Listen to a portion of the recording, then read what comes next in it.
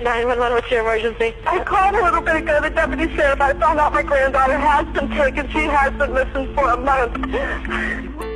In June of 2008, Casey Anthony's 2-year-old daughter, Kaylee Anthony, went missing.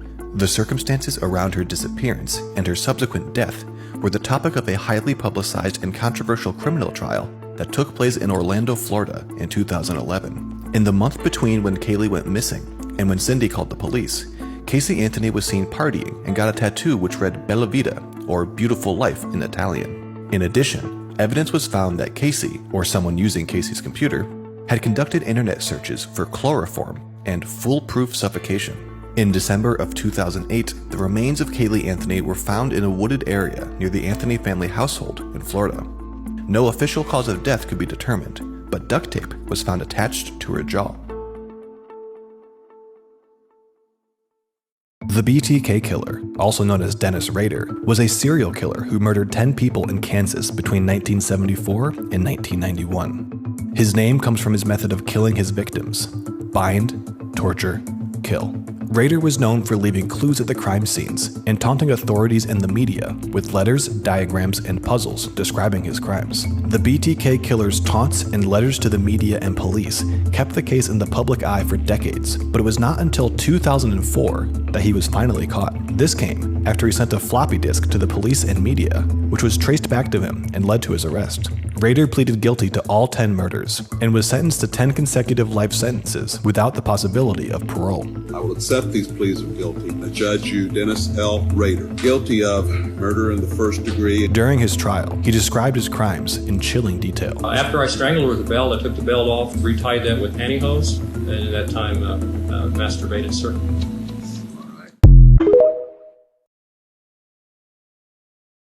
In 2019, Sam Bankman-Fried founded FTX, a cryptocurrency exchange that quickly gained popularity. By 2020, it became one of the most popular exchanges, but in December of 2022, everything came crashing down when Bankman-Fried was arrested in the Bahamas. In the time leading up to this collapse, Bankman-Fried had become the face of crypto in Washington, but a leak about Bankman-Fried's other company, Alameda Research, emerged, and it shined a light on the chaotic financials of both Alameda Research and FTX. According to venture capitalist Nick Carter via Vox, they printed this token out of thin air, endowed it with some valuation, and then Alameda used it as collateral. The revelation caused a downward spiral for the token. People who had FTT rushed to sell what they could. This caused FTX to run out of cash, and FTX filed for Chapter 11 bankruptcy, and Sam Bankman-Fried stepped down as CEO. The SEC has charged Bankman-Fried with defrauding equity investors. The fallout from FTX's demise has proven once again that the cryptocurrency industry is truly the Wild West of finance.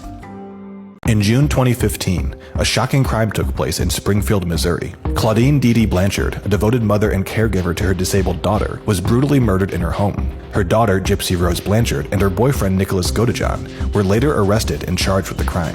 As the investigation unfolded, a disturbing story emerged about Dee Dee's treatment of Gypsy. For years, Dee Dee had fabricated and exaggerated Gypsy's medical issues, subjecting her to unnecessary medical procedures and treatments. It was eventually revealed that Gypsy suffered from a rare mental illness called Munchausen syndrome by proxy, in which a caregiver intentionally causes or fabricates symptoms in someone under their care. Gypsy, who had been homeschooled and kept largely in the dark about the outside world, began communicating with Nicholas Godejohn. The two developed a romantic relationship and plotted to escape Dee Dee's abuse and control. On the night of the murder, Nicholas entered Dee Dee's bedroom and stabbed her to death. The couple fled the scene and were later caught by police in Wisconsin. Gypsy pleaded guilty to second-degree murder and was sentenced to 10 years in prison, while Nicholas was found guilty of first-degree murder and was sentenced to life in prison without parole. The Fyre Festival was a heavily promoted luxury music festival that was to take place over 2 weekends in April and May of 2017. The festival was co-founded by entrepreneur Billy McFarland and rapper Ja Rule. The festival was marketed heavily on social media by influencers and celebrities such as Kendall Jenner, Bella Hadid, and Emily Ratajkowska. The promotional material promised a luxurious experience on a private island in the Bahamas. However, when attendees arrived on the island, they found that the reality was far from what had been advertised. The accommodations were not the luxury villas that had been promised, but rather basic tents. The gourmet food turned out to be basic cheese sandwiches, and the musical performances were delayed or canceled. Attendees were stranded on the island with limited food and water. The festival was eventually canceled, and attendees were evacuated from the island. The fallout from the festival was significant. The festival's organizers faced numerous numerous lawsuits, the event has also had a lasting impact on the musical festival industry, with many events now taking extra precautions to ensure that they are well organized and safe for attendees. On the night of October 25th, 1994, Susan Smith reported to the police that her car had been hijacked by a man who drove off with her 2 sons still in the back seat. The truth, it turned out, was much deeper than it appeared. Susan Smith, a 23-year-old mother of 2, reported that her children were kidnapped by a carjacker while she was driving. She described the kidnapper as a black man, and an extensive search was launched to find the missing children, with Susan making numerous public appeals for their safe return. However, after 9 days of intense media coverage and investigation, Smith eventually confessed to drowning her 2 sons in a nearby lake and then concocting the carjacking story as a cover-up. During her trial, Smith claimed that she suffered from depression and had wanted to kill herself but couldn't bear the thought of leaving her children behind, so she decided to kill them as well. She was charged with 2 counts of murder and was found guilty in 1995. Susan is currently serving a life sentence in a South Carolina prison and will be eligible for parole in 2038. In the 1950s, the United States was captivated by the rise of quiz shows on television. One of the most popular shows was called 21, but behind the scenes, a scandal was brewing. It was discovered that one of the show's most popular contestants, Charles Van Doren, had been given the answers in advance. Van Doren had become a national sensation and was even featured on the cover of Time magazine, but it was all a sham. The producers of the show had orchestrated the cheating in order to create more drama and increase ratings. When the scandal broke, the public outcry was so great that Congress launched an investigation into the matter.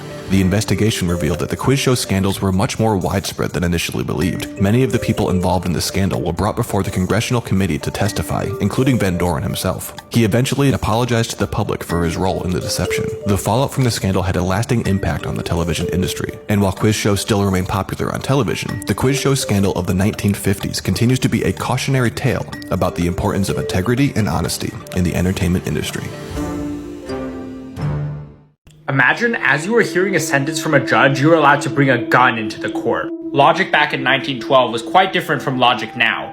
Rather than taking away everyone's gun as you enter a courtroom, they just allowed everyone to carry a loaded weapon at all times, including the person literally minutes away from hearing their sentence. This flaw in logic led to what is known as the 1912 courtroom massacre, that you probably haven't heard of unless you've been into true crime for a pretty long time. So the main member on trial was a man named Floyd Allen. What he was charged with was kind of crazy for modern times. He basically saw his 2 nephews getting arrested, and he beat up the deputies and freed them. The weirdest part was, during the trial, the judge knew that Floyd Allen was particularly dangerous, and most of the people in the town were scared of him. Like, there were literally witnesses fleeing the city so they didn't need to testify against this guy. So the judge knew he was so dangerous. What did the judge do? He could have, taken away his gun, but rather than that, he decided to arm everyone else in the court. So when the judge announced the verdict, Floyd Allen was not even restrained. He just stood up and said, "I ain't going. You're gonna have to make me go." And at this point, I think some red alarm bells are probably going off in people's heads. But nope, 1912 is a different place. This guy whipped out his gun, and he just started fucking shooting, okay? And if I remember correctly, I think the sheriff in the room died, the lead prosecutor died, and one of his nephews died. But he didn't actually die. He got gravely injured, and his eldest son just walked him to a hotel, and they spent the night there. And he never died. Eventually, though, they were caught and hung, but that's not until a longer story where the entire family was on the run. But I could tell you about that later, so you gotta follow for that. Have you heard what is known as the John List D.B. Cooper theory? So everyone knows D.B. Cooper, the man who jumped out of a plane with a parachute and a boatload of money and was straight up never seen again. Well, there's a theory out there that D.B. Cooper was actually a serial killer before he committed the airplane hijacking. Now, you probably don't know this guy, but this guy's name is John List, and 2 months prior to the D.B. Cooper hijacking, he killed his entire family of 5 people. And this guy was extremely good at covering his tracks. He sent emails on behalf of his wife and kids excusing them from school, and because of that, the murders weren't discovered till a month later. And in fact, his neighbors only called the police because they discovered that all the light bulbs in his house had burned out because they were on for so long. So when the FBI attempted to track him down, they found his car at the JFK International Airport. And no one even knows if he boarded a flight or not, because I guess airline security wasn't as tight back in the day. The FBI proposed the following theory, that D.B. Cooper had nothing to lose, so he might have taken a flight from the JFK International Airport to the same airport as D.B. Cooper. And he was D.B. Cooper, so he committed the crimes and then jumped out of the plane and was never seen again. And if you just look at them, this guy does kind of look like this dude, right? Like, they look somewhat similar. I guess the hole in the theory was that when John List was later caught, he denied it. But we'll never know for sure. My name is Dennis Rader, also known as BTK, short for Bind, Torture, Kill. From 1974 to 1991, I unleashed a reign of terror in Kansas, committing a series of horrifying crimes that gripped the community. My targets were often women and families, carefully selected and stalked. I would bind them, subject them to unimaginable torture, ultimately snuff out their lives using various methods like strangulation, suffocation, and other means. Fueling the fear and chaos, I reveled in taunting the police and media. Letters and packages detailing my heinous crimes were sent, boasting of my actions and leaving a sinister mark of my presence. After a chilling hiatus, I resurfaced in 2004, sending a computer disk that led to my capture. In 2005, I confessed to 10 murders committed as BTK. I was convicted and received multiple life sentences, ensuring that I would spend the remainder of my days behind cold prison walls. My legacy as BTK is etched in the annals of true crime, solidifying my position as one of the most notorious and chilling serial killers in history. If you found an unopened drink next to a vending machine, would you drink it? Well, if you were in Japan during 1985, you probably died if you said yes. I'm about to tell you the story of the Japanese Paraquat murders and why you probably to this day don't drink random drinks you find outside. So the first victim was a man named Haru Otsu, and he was on his way to go to a fishing trip. And he stopped by a vending machine just like this one, and he found a drink laying right next to the vending machine, and upon further inspection, it appeared to be unopened. The drink he picked up was called Ornamin C, and the reason why the poisoner chose to use this bottle is because this brand was doing a buy one get one free sale, and it was just really cheap for the poisoner to buy. During about a 6-month period, about 35 people were poisoned, and 12 of them died, including the very first victim. The police in Japan really did everything possible to try to solve this case, including checking every security camera in the area, scanning people who were nearby and interrogating them, and also going to the drink manufacturer and trying to figure out who purchased it. And none of these had any success at all. And the only reason these murders stopped in the first place was because people in Japan started putting warning labels on the vending machines saying, "Don't drink random drinks." And that's probably why to this day, you're taught not to drink random drinks on the road. I am the son of Sam, also known as David Berkowitz. In the late 1970s, I unleashed terror on New York City through a series of shootings. Targeting young women and couples, I would approach them in their cars and open fire, leaving behind a trail of death and fear. My delusion led me to believe that a demon commanded me to kill, communicating through my neighbor's dog. The media coverage intensified the fear and paranoia across the city. New Yorkers lived in constant anxiety, dreading my next attack and unsure of who would become my next victim. However, in August 1977, my reign of terror came to an end. I was captured, arrested, and ultimately confessed to the shootings. I was convicted of multiple counts of murder, and am currently serving multiple life sentences. My chilling acts continue to haunt the memory of New Yorkers and stand as a chilling chapter in the history of serial killers. I am Jeffrey Dahmer, infamously known as the Milwaukee Cannibal or the Milwaukee Monster. Between 1978 and 1991, I committed a series of horrific crimes that shook the nation. I would lure young men, specifically targeting those who were vulnerable or marginalized, into my apartment. Once there, I engaged in acts of sexual violence, murder, and even necrophilia. My gruesome method involved dismembering the bodies of my victims, preserving certain body parts as sickening trophies, and sometimes even consuming flesh. To control and incapacitate my victims, I would use drugs and alcohol. However, in 1991, one of my intended victims managed to escape, alerting the authorities to my activities. The subsequent investigation uncovered undeniable evidence of my monstrous acts. I confessed to the murders of 17 young men and was convicted, receiving multiple life sentences in prison. Tragically, my life was cut short when a fellow inmate ended my life in 1994. The legacy of my heinous crimes remains a chilling chapter in the history of serial killers. Does this woman's face ring any bells to you? Because if it doesn't, you should really hear her story. Her name is Linda Hazard, and she was known as the starvation doctor because she would convince her own patients to starve themselves to death. So Linda Hazard wasn't actually a doctor or a surgeon, but there was this obscure loophole in Washington state law that made it so people who practiced traditional medicine for a really long time in the early 1900s were allowed to practice medicine without a medical degree. So what she would do is go to hospitals and find patients who believed in her fasting therapy as an alternative way or a cheaper way to cure their chronic diseases. And then she'd bring these patients to her house or her facility where she would require them to run around a lot, not eat any food, and basically stay in the bed at all other times. She did this to about 20 people, and then when they were dying in her bed, she would forge their wills, take all of their property, and trap them there. And guess what the punishment was for starving 20 people to death? 2 years in prison. This guy figured out how to build his own personal submarine, and then he decided to kill people on that submarine, and now he's in prison for the rest of his life. So he grew up from a pretty terrible household, but one fascination that he always had is with mechanics and submarines. So he went to college, studied just enough so he could build his own personal submarine, and then dropped out. This is where the story gets really, really bizarre. Kim Wall was going to move out of the country soon, so she had a going away party. A year ago, she asked Peter Madsen, the guy that built the submarine, for an interview. And on the day of her party, he granted it. So she left her own party to go on a submarine for 2 hours and basically interview him. The trip went from 2 hours to 3 hours, 3 hours to 6, and then it was a trip of a lifetime for her because she just straight up never made it back. So when the police went to investigate, they found Peter Madsen, who was alive, and the sub had sank. So a lot of people just assumed it was some sort of accident, right? Until pieces of Kim's body started washing upon the shore and there was a bunch of knife wounds on it. That's pretty crazy, right? But what Peter did and the story he tried to tell and what happened after he got sent to prison is pretty crazy. So follow for part 2. I am Gary Ridgway, also known as the Green River Killer. Between 1982 and 1998, I committed a series of atrocious crimes in the Seattle area. My targets were mainly vulnerable women, such as prostitutes and runaways. I employed strangulation as my preferred method, often disposing of their bodies in remote wooded areas or in the Green River.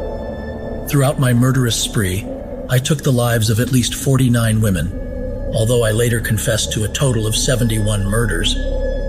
My ability to avoid detection for many years was facilitated by my adeptness at blending into society. However, advancements in DNA technology eventually led to my arrest in 2001. In a plea agreement, I confessed to my heinous acts in exchange for avoiding the death penalty. As a result, I received multiple life sentences, ensuring that I would spend the rest of my days behind bars. In 1946, this college student walked out of her dormitory to go hiking and was never seen again. It was pretty clear when she left she was expecting to come back because she dressed really lightly, didn't bring a backpack, and didn't bring any money. Reports show she hitchhiked to the trail, made it there, and on her way up, she actually asked some campers some questions about the trail. But they were really confused because she was on her way up a really long trail and was just about to get dark. The next day, her college roommate thought she had just gone to the library early in the morning to go study for exams. However, the next day, she still didn't return. So they alerted the National Guard, and people tried to figure out what happened to her and how she would have went missing. And here are the few leading theories. First one is that she walked into the woods during the dark and got lost. You know, it's pretty unfortunate, but the weirdest part is they never found a body. The second theory is she suffered some sort of head injury that caused her to get amnesia and sort of forget where she was. And because of that, then she got lost, or she went somewhere and just never came back. The third theory is that she found a secret lover and they planned to escape to a new identity. But I don't think this is the case because she didn't bring any money or anything with her. The most likely theory is that the last person to see her was Fred Gadet, who was in an argument with his girlfriend and then stormed off towards Weldon when she walked past. He was found to have been lying to the police, and then he told 2 people he knew where she was buried. But there was no evidence, so the police let him go. I am Chris Watts, an American oil field operator, and I'm convicted of strangling my pregnant wife, Shanann, and cruelly smothering our 2 young children, Bella and Celeste, on August 13th, 2018. Despite maintaining my innocence and framing my wife as the culprit when questioned about the disappearance of my family, on August 15th, I made the harrowing decision to confess to the murder of Shanann and my children during an interview with detectives. Authorities later learned that I had been engaged in an affair with co-worker Nicole Kessinger. This revelation was cited as the deranged motive for the murder of my family. On November 6, 2018, I pleaded guilty to multiple counts of first-degree murder as part of a plea deal. Consequently, I received a sentence of 5 life terms in prison without the possibility of parole, with 3 of those sentences to be served consecutively. Welcome to a new game called You Are the Jury. I'm going to give you controversial cases, and you let me know what sentence you would have given the criminal. All right, have those comments ready, and here's the first case. So this couple unalived a sex offender in his house, but the controversial part is they unalived his family as well. The judge gave them the maximum sentence of life in prison, so let me know, what do you think they should have got? And note that they showed no remorse. They screamed at the family and said this is what sex offenders get. Alright, so this trucker, his brakes failed while on the highway, and that resulted in him killing 4 people. It was revealed that he avoided some off-ramps that could have, reduced the casualties, but also that he was also poorly and recently trained. So because of this, he ended up with 110 years in prison. So if you were the jury, how many years would you give him? This guy got caught stealing 2 monkeys from a zoo, and after a brief prison stint, he said that he would steal more monkeys if he got out. And that's because he loves animals so much. I don't know, how many years are you giving this guy? Make sure to comment below and tag a friend who should play. I am Lyle Menendez. And I'm Eric Menendez. Together we were convicted of a horrific crime back in 1996. It all happened in August 1989 when we brutally took the lives of our wealthy parents, Jose and Kitty Menendez, inside our family's Beverly Hills home.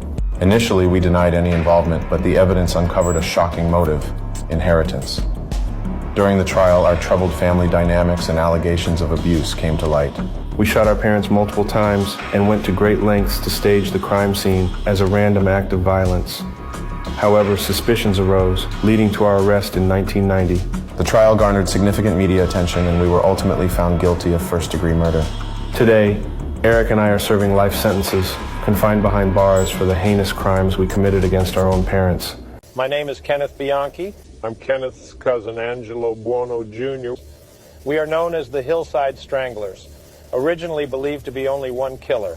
We were both convicted of the murders happening in Los Angeles, California, between October 1977 and February 1978. We were given the nickname after the bodies of several young women were found in the hills northeast of the city, with lacerations around the neck of the corpses. Though not revealed to the public at first, the distance between the bodies led authorities to believe there were 2 murderers. And in January 1979, we were arrested and later convicted of kidnapping, raping, torturing, and murdering 10 women and girls ranging in age from 12 to 28. The death penalty was considered during the trial, but I agreed to testify against Angelo in a plea deal for leniency. We were both given life in prison. My cousin Angelo died of a heart attack in 2002 while serving his sentence. I am Robert William Fisher, a former member of the Navy and firefighter wanted for allegedly killing my family and blowing up our home in Scottsdale, Arizona. Our family life was difficult, to say the least. I was known for displaying cruel and controlling conduct towards my family, and there were numerous reports of my disturbing and violent behavior. Tragedy finally struck on April 10, 2001, when our home exploded and my wife and 2 children were found dead inside. Their throats had been slit, and Mary had been shot in the back of her head. I, along with Mary's car, was nowhere to be found. The police named me as their only suspect in the killings. 10 days later, on April 20th, Mary's car was discovered in a forest near Young, Arizona. Although I have been removed from the FBI's top 10 most wanted list since then, I am still a wanted fugitive to this day. This is a swirl-faced man, and he's been banned from talking to people under the age of 16 and permanently banned from the internet. So this guy's name is Christopher Paul Neal, and at an early age he trained to become a Catholic priest, but it turns out he wasn't allowed to do that, so he decided to become a teacher instead. And that led him to becoming an English teacher in a bunch of Southeast Asian countries such as Thailand and Vietnam, where he made videos of himself abusing children. In all his videos and pictures, he decided to obscure his identity by doing this swirl over his face. However, quickly police realized that they could just do the same filter in the opposite direction and get his real face. So he ended up serving quite a bit of time in those Asian countries in prison, and then he got transported back to Canada. And when bro got back to Canada, he only spent about 15 months in prison and then got probation. But in the end, he was banned from all forms of the internet, as well as talking to people under the age of 16. So I definitely think his punishment was very, very low, considering what he did. If you want to hear more true crime stories like that of the swirly-faced man, make sure to drop us a follow. My name is Gary Dale Mathias. I am part of the Yuba County Five, a group of young men who disappeared on February 24, 1978, after a college basketball game. A few days after we disappeared, our car, a Mercury Montego, was found abandoned in a remote area of Plumas National Forest, California, along a route back to Yuba City. Although the car was in good condition and could have easily been moved out of the snow it was stuck in, There was no sign of us at that time. In June 1978, after the snow melted, they discovered 4 of our bodies in and around a trailer camp deep in the forest. One of us, Ted Wire, had managed to survive for up to 3 months after we were last seen, but starved to death despite having access to food and heating materials nearby. Investigators found my shoes in the nearby woods, suggesting that I may have survived and may still be alive today. However, my current whereabouts are unknown. My name is Albert Fish. I was an infamous serial killer during the early 1900s. My crimes were centered around children, and I indulged in sadistic acts. I would entice young victims with false promises of work or money, only to subject them to extreme torture. My acts included cannibalism, mutilation, and even the consumption of human flesh. Eventually, I was apprehended and brought to trial.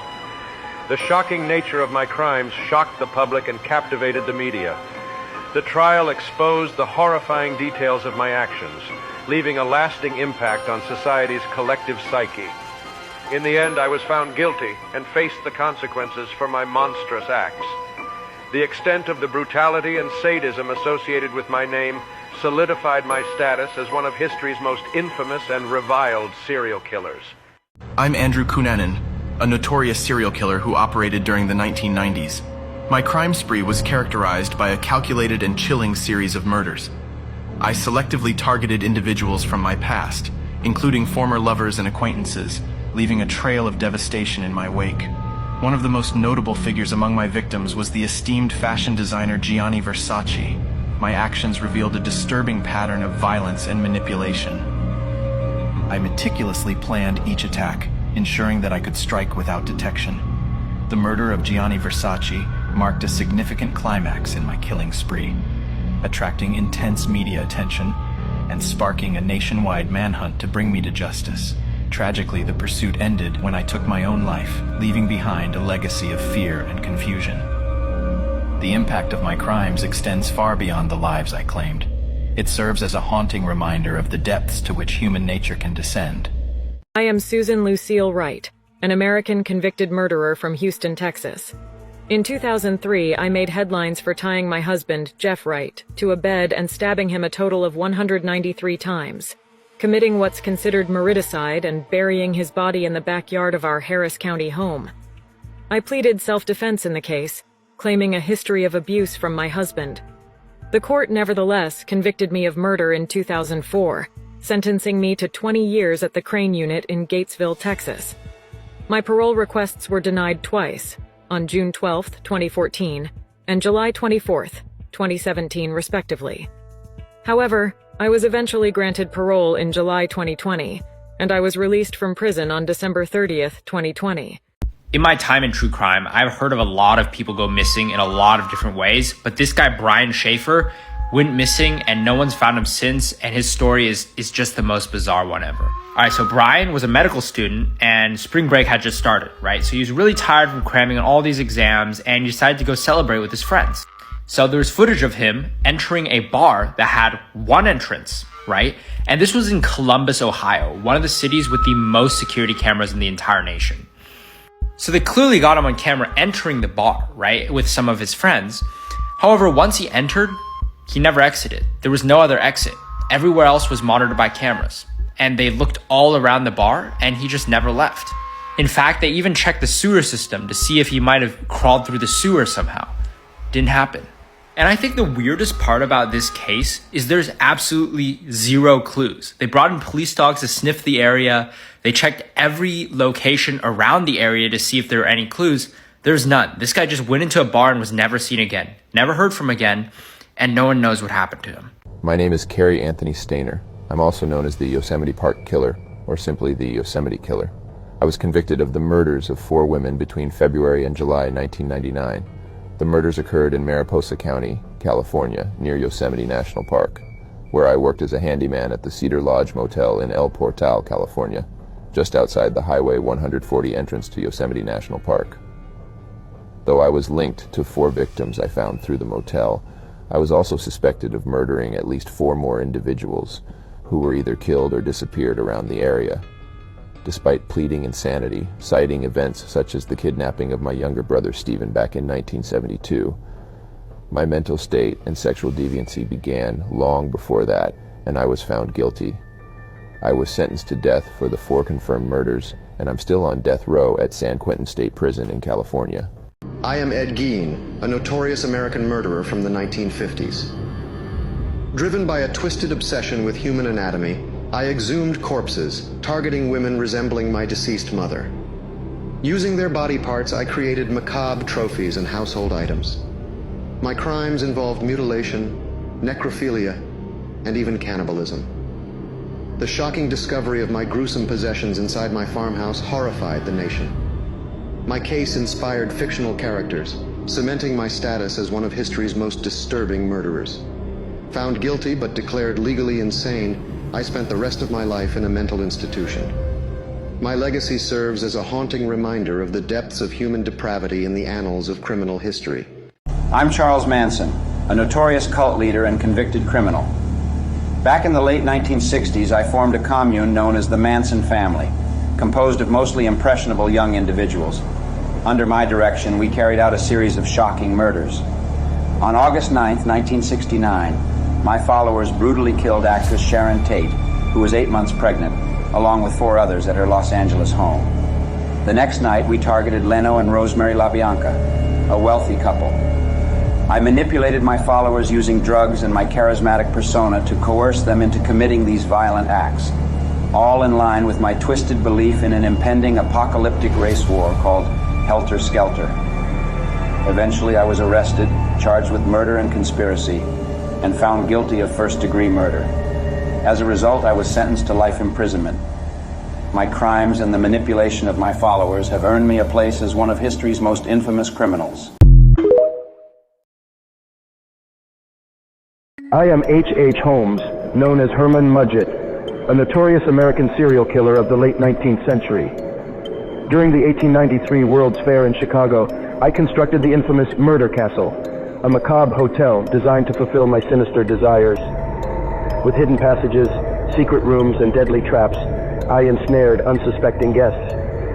Inside the walls of my murder castle, I derived both financial gain and sadistic pleasure from torturing and murdering my victims. Though the exact number is uncertain, it is believed that my victims may have reached as high as 200. However, my reign of terror came to an end when I was apprehended, tried, and ultimately executed for my horrific crimes.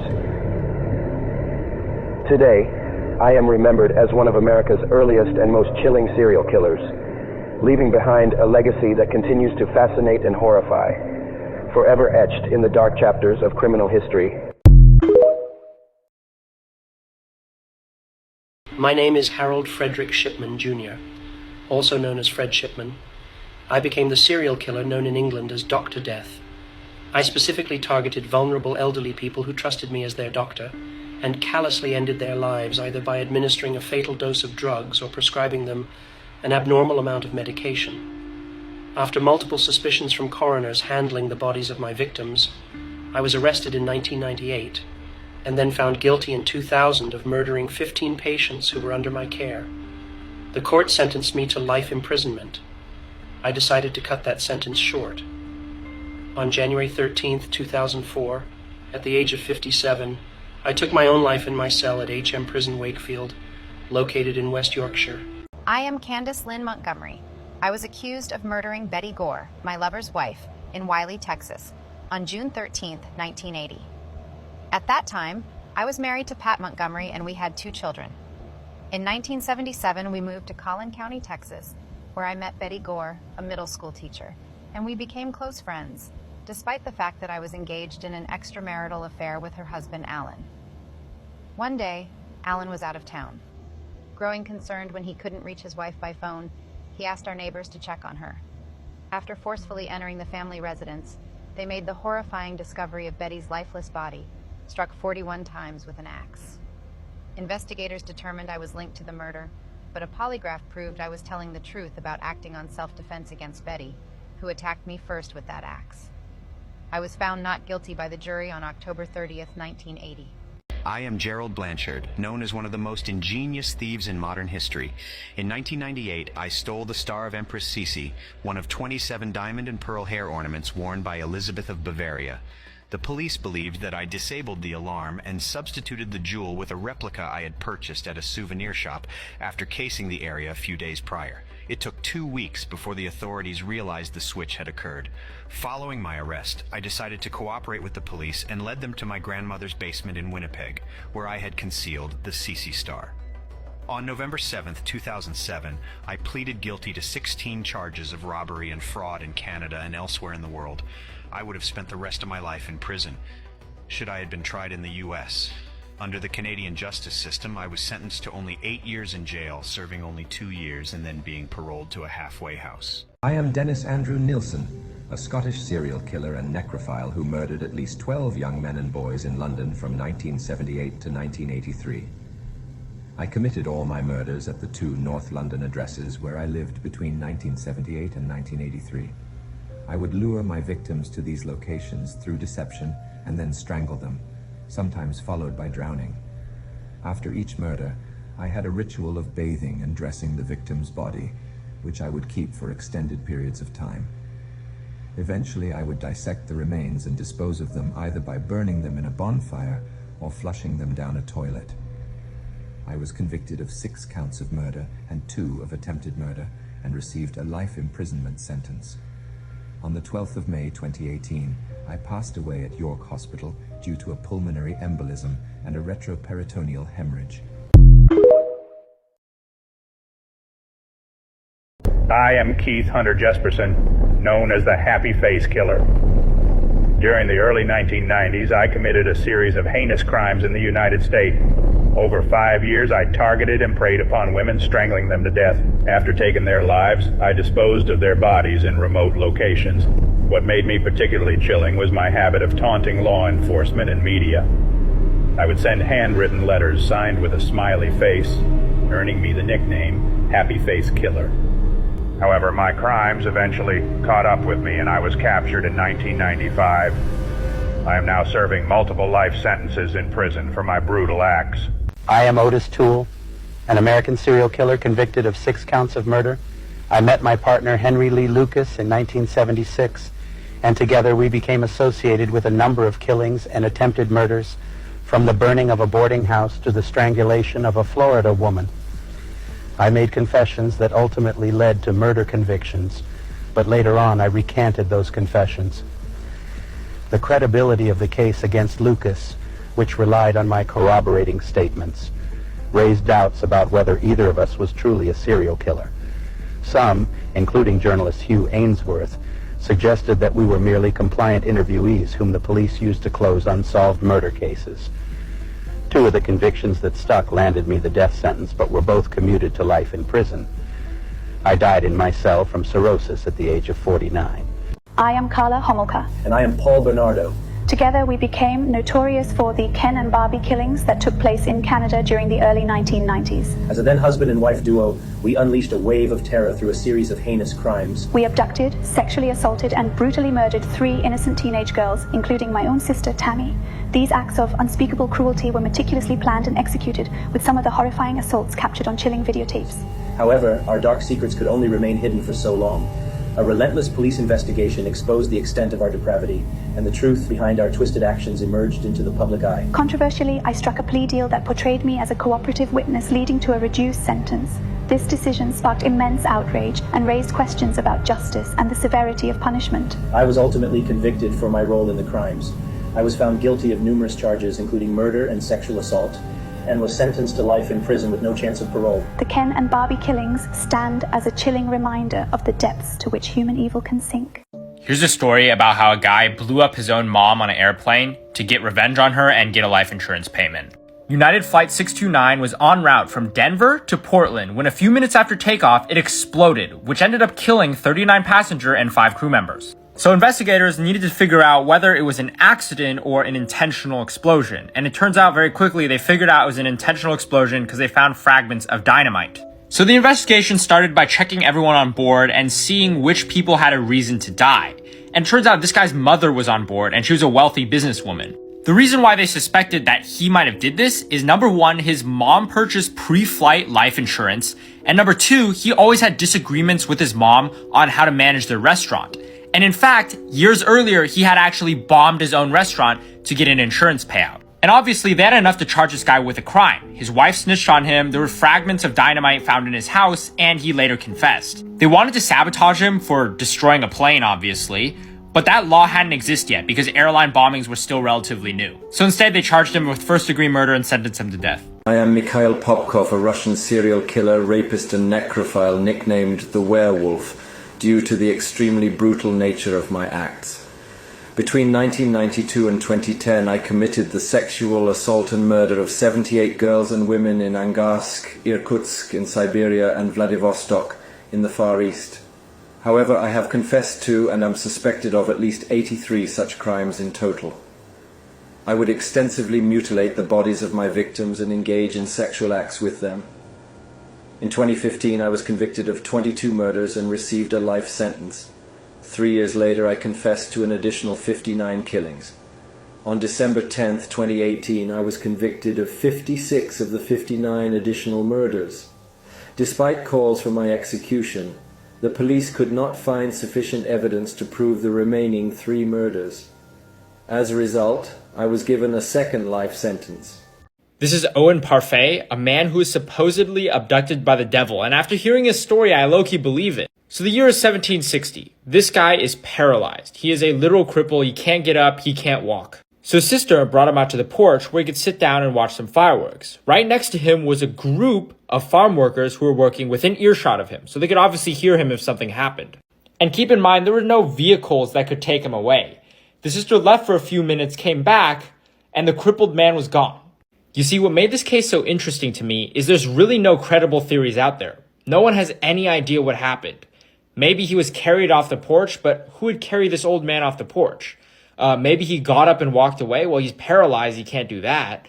So the only explanation people could come up with was he was abducted by the devil. Oh yeah, and in the 1900s, they tried to solve this murder and find his body. They never found it. I am Michael Bruce Ross. I was known as the Roadside Strangler, and I unleashed a wave of terror upon the people of Connecticut in the 1980s. My disturbing crimes included the abduction, rape, and merciless murder of 8 young women. I targeted vulnerable hitchhikers and unsuspecting lone females, inflicting unimaginable violence and cruelty upon them. The gruesome details that emerged from my confessions left a trail of shattered families and a community haunted by fear. After a prolonged legal battle, I ultimately faced the ultimate penalty, execution in 2005, marking the end of my reign of terror. The dark legacy of my heinous acts serves as a chilling reminder of the profound and enduring impact on the victims, their loved ones, and the collective psyche of a community forever scarred by my unspeakable deeds. My name is Max Jacobson, a German physician and medical researcher. Throughout my career, I had the opportunity to treat numerous high-profile clients in America, including President John F. Kennedy. My unique treatment methods gained me the nicknames Miracle Max and Dr. Feelgood among my patients and colleagues. I became known for administering what I called vitamin shots, although they were actually concoctions containing substances like amphetamine and methamphetamine, which were highly addictive. My methods remained largely unknown to the public until the New York Times exposed them in 1972. Prior to that exposure, my behavior started becoming increasingly erratic as my own amphetamine usage escalated. I found myself working round the clock, pushing through 24-hour days, and cramming in up to 30 patient appointments each day. The consequences of my actions came to light in 1969, when one of my clients, former presidential photographer Mark Shaw, tragically passed away at the young age of 47. An autopsy revealed that Shaw had succumbed to the effects of amphetamine poisoning. During the subsequent questioning, my staff members admitted to procuring significant quantities of amphetamines to administer high-level doses to many individuals. It was a stark realization of the extent to which my practices had spiraled out of control. As a result, I faced charges of unprofessional conduct and fraud in 1973, leading to losing my medical license in 1975. Despite a second attempt at renewal, I was unable to regain license just before my death in December 1979. I am Pedro Rodriguez Filho. I gained notoriety as a Brazilian serial killer, spree killer, and vigilante. Officially, I was convicted for 71 murders, but I claim to have killed over 100 drug dealers, rapists, and murderers. As a result, I spent 34 years behind bars.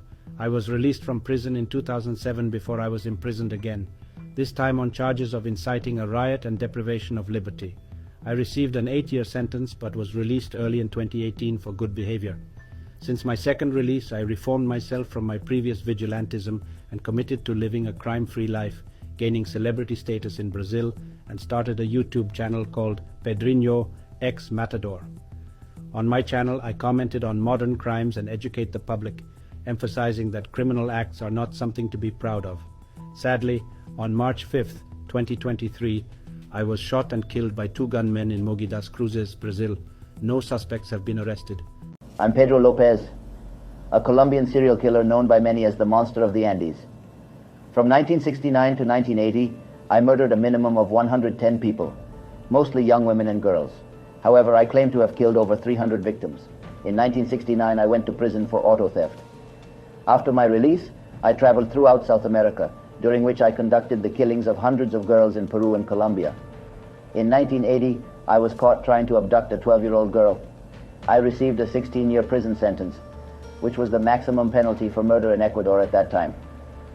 After serving my sentence, I was released but was then deported and institutionalized in Colombia.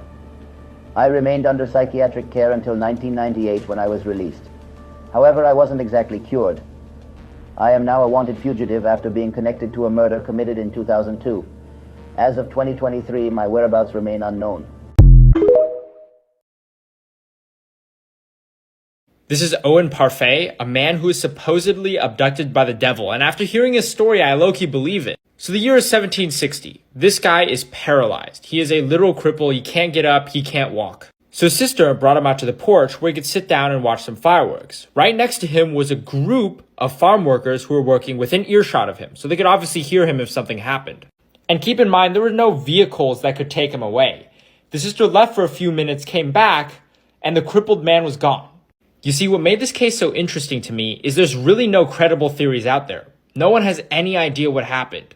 Maybe he was carried off the porch, but who would carry this old man off the porch? Maybe he got up and walked away. Well, he's paralyzed. He can't do that. So the only explanation people could come up with was he was abducted by the devil. Oh yeah, and in the 1900s, they tried to solve this murder and find his body. They never found it. My name is Jim Jones, an American preacher and cult leader who led the People's Temple between 1955 and 1978. I became heavily involved in political and charitable activities throughout the 1970s, and I started rejecting traditional Christianity and began promoting a form of communism called Apostolic Socialism. After gathering over 3,000 members, I ordered the construction of the Jonestown Commune in Guyana in 1974 and convinced or compelled many of my followers to join me there. However, by 1978, allegations started emerging about people being held against their will in Jonestown. In November of that year, a U.S. representative and 4 others were murdered by gunmen residing in the area. Soon thereafter, I ordered a mass murder-suicide, resulting in the deaths of 909 commune members. The massacre at Jonestown, orchestrated by me, has had a profound impact on society's perception of cults. My name is Robert Hansen, also infamously known as the Butcher Baker. I was an American serial killer who abducted, raped, and murdered at least 17 women in and around Anchorage, Alaska, from 1971 to 1983. My modus operandi was to pick up a prostitute in my car and coerce her at gunpoint to my home. Once there, I would subject her to rape. Afterward, I would transport her to a remote location and engage in a twisted hunt, treating her as if she were wild game. Ultimately, I would take her life by shooting or stabbing her. In 1983, I was arrested, convicted, and sentenced to 461 years without the possibility of parole. I passed away in 2014 at the age of 75 due to natural causes stemming from lingering health conditions. On Friday, July 14, 2023, I, Rex Huberman, was arrested and charged with 3 counts of first-degree murder in relation to the long, unsolved Gilgo Beach murders. Police suspect I was the perpetrator known as the Long Island serial killer, who committed a series of gruesome murders in Long Island, New York, starting around 1996, These crimes specifically targeted women engaged in the sex trade along the Ocean Parkway, taking advantage of their vulnerable circumstances. In 2010, a major breakthrough occurred when the remains of at least 10 victims were discovered near Gilgo Beach. The victims had been buried in shallow graves and often wrapped in burlap sacks, suggesting a pattern and a signature method of disposal.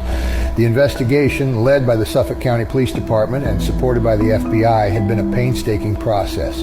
Numerous theories and potential suspects have emerged over the years, but until now, none of them have definitively been linked to the crimes. In March 2022, police discovered that a Chevrolet Avalanche, the same vehicle that was reported to have been at the scene of one of the crimes, was registered in my name during the same time period. Additionally, cell tower data linked a series of burner phones which were used to contact the victims to various locations connected to me. Multiple email accounts created with false names were traced back to me as well. Some accounts would be used to search for sex workers, sadistic torture-related pornography, and child pornography. Other accounts seemed to be keeping tabs on the investigation, searching for podcasts and documentaries about this case and the task force running it. The most damning evidence to surface is that in January 2023, a DNA sample pulled from my discarded pizza crust matched the DNA of a strand of hair found in a burlap sack containing one of the victims. The hair was tested back in 2010, but limitations in DNA testing at the time prevented any results from emerging. Recent advancements in the testing process allowed investigators to finally find a match. With this evidence, police moved in to arrest me. I am currently being held without bail and have denied committing the killings. The Knightsbridge security deposit robbery was one of the biggest robberies in world history. But the way the mastermind got caught was just so stupid. He almost got away with $100 million worth of stuff, but he just had to do the one stupid thing. Some backstory, the mastermind's name was Valerio Vessi. I'm not even going to try to pronounce that correctly. So what he and his crew did was they walked into a bank, asked to see the security deposit box under the pretense that they were going to rent one, after which they pulled out guns, threatened the store manager to open all the boxes, and then they put a closed sign in front of the bank, and they let in a few of their friends, and all they did was empty out this entire thing. Eventually, after escaping with the money, police was able to find Valerio's fingerprint, which connect him and his groupmates to the crime. Most of his groupmates ended up getting arrested. However, because Valerio had fled to Latin America, it was extremely difficult to find and arrest him. But then he did something that just makes you scratch your head. He wanted to ship his Ferrari from the United States back to Latin America. And seeing as this guy made $100 million during this robbery, I don't think he had to go in person to ship it, right? But he decided he wanted to go set foot in the United States to do that. And that's when they busted him and he got caught. My name is Lori Vallow Daybell. I was recently tried and sentenced for the 2019 murder of my two children, Tylee and Joshua. In November 2019, my husband, Chad Daybell, and I claimed to police that Joshua was staying with family friend Melanie Gibb in Arizona. However, Gibb later denied our claim. As the police searched for Joshua, they also discovered that Tylee was missing. In October 2019, there were more unsettling incidents. Chad's wife, Tammy Daybell, suffered an attack in her driveway and died 10 days later on October 19th, initially thought to be from natural causes. After Chad and I got married, law enforcement officials exhumed Tammy's body, which revealed that she had been asphyxiated. On February 20th, 2020, I was arrested in Kauai, Hawaii, and charged with desertion and non-support of my children. I was later extradited to Idaho and transported there on March 5th. On June 9th, during a search at Chad's home, police discovered the remains of Tylee and Joshua. Chad was arrested on the same day on charges of destruction or concealment of evidence. The case progressed, and on May 25th, 2021, both Chad and I were charged with the first-degree murders of Tylee, Joshua, and Tammy. On May 12th, 2023, I was found guilty of all charges related to the killing of my children, and on July 31st, I received a life sentence in prison with no possibility of parole. I am Kenneth McDuff, an infamous American serial killer whose reign of terror took place in the late 20th century. My criminal journey began in 1966 when I brutally murdered 3 teenagers, earning myself a death sentence. However, my punishment was later reduced to life imprisonment due to changes in Texas's capital punishment laws. In 1989, luck was on my side as I got paroled, and I wasted no time in resuming my deadly spree. Over the next 15 months, I mercilessly took the lives of at least 9 women, subjecting them to abduction, sexual assault, and brutal murder. They called me the Broomstick Killer for my heartless and remorseless actions. But in 1992, my reign of terror came to an end when the law caught up with me. I was sentenced to death for my heinous crimes. Finally, in November 1998, I faced the ultimate punishment, lethal injection, putting an end to my dark chapter. My life and deeds serve as a haunting reminder of the terrifying threat posed by serial killers in society. My name is Diane Downs. In May 1983, I committed a terrible act that forever changed the lives of my family.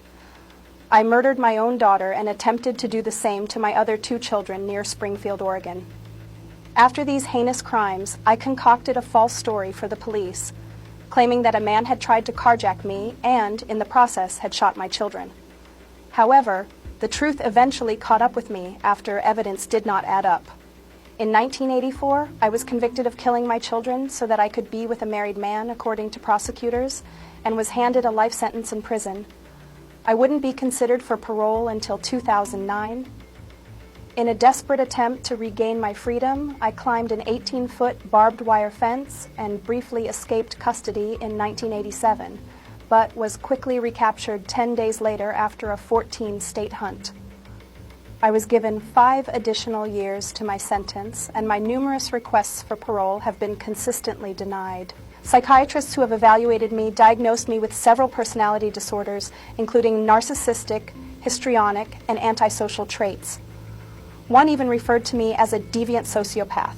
I am Amelia Elizabeth Dyer, nicknamed the Ogress of Reading. During the Victorian era, I committed horrifying acts as an English serial killer, targeting infants in my care. After becoming a widowed nurse in 1869, I resorted to baby farming, where I adopted unwanted infants in exchange for money to support myself. Initially, I genuinely cared for the children, but eventually some of them died under my care, whether deliberately or not, leading to a neglect conviction and 6 months of hard labor. As my mental state deteriorated, I started directly murdering the children I adopted, resorting to strangulation for at least some of my victims, and disposing of their bodies to avoid detection. Throughout my life, I faced suspicions of feigning mental instability and spent time in various mental asylums. I even survived a serious suicide attempt. When the body of an infant, wrapped in a bag, was found in the River Thames, the evidence pointed back to me. I was arrested on the 4th of April, 1896, with the subsequent trial ending with my conviction for the murder of infant Doris Marmon. I was ultimately hanged on the 10th of June, 1896. At the time of my death, a few murders were attributed to me, but it is highly likely that I was responsible for potentially up to 400 more. My case had far-reaching consequences, as it spurred the enactment of stricter laws for adoption and child protection, including further attention to the fledgling National Society for the Prevention of Cruelty to Children, which had been established in 1884. My name is Beverly Allett. I worked as a British nurse, and in the early 1990s, my crimes shocked the nation. I worked at Grantham and Kesteven Hospital and earned the sinister nickname, the Angel of Death. During that time, I deliberately harmed numerous innocent children under my care. Between February and April 1991, I administered lethal injections and overdoses of insulin and other drugs to at least 13 young patients, causing the deaths of 4 of them. The victims were heartbreakingly young, ranging from just a few months to 7 years old. My actions left medical staff and parents bewildered, as the children's health rapidly declined without any apparent explanation. Suspicion grew around my involvement, leading to my arrest in May 1991. In 1993, I was convicted of 4 counts of murder, 3 counts of attempted murder, and 6 counts of causing grievous bodily harm. The court sentenced me to life imprisonment, solidifying my place as one of the most notorious female serial killers in British criminal history.